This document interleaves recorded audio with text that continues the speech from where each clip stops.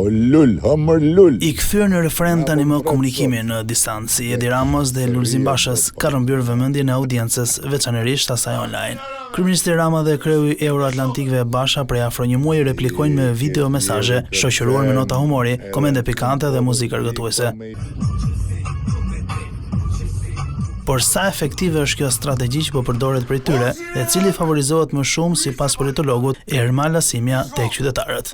Jo, mendoj që në kuadër të asaj çfarë bën zoti Rama është përtej pjesës argëtimit personale që ka ai, është një mënyrë për të hedhur një lloj shashke edhe brenda kampit të opozitës në vetvete.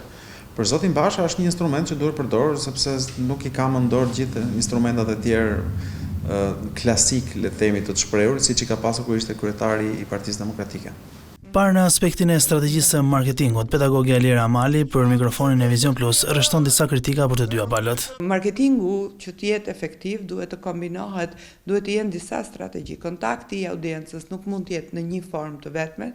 Okej, është një strategji e suksesshme, unë e quaj, por kjo strategji e suksesshme nuk mund të ndaloj këtu. Duhen sondazhe për të parë se cili është efekti. Lajket nuk mund të jenë e vetmi tregues. Duhet parë efekti, duhet marrë edhe opinioni i audiencës, sepse kjo audienca vërtet e shikon, vërtet e dëgjon. Asimja beson se partitë e reja kanë shanse të fitojnë territor në zgjedhjet e ardhshme parlamentare. Për herë të parë në Shqipëri ka jo një, po disa oferta, se ka pasur më parë, po nga një, nga dy, po tani ka disa oferta nga partitë reja. Kjo është gjë e mirë.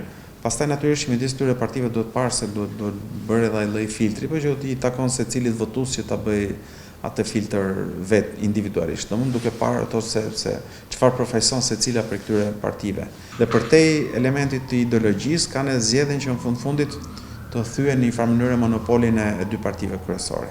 E kundërta është për pedagogën Edlir Amale. Nuk më vjen mirë për format jo të reja, risit që ata nuk po sjellin, po vinë me një agresivitet, duke imituar politikanët aktual në treg ose të vjetër, dhe kjo nuk i favorizon.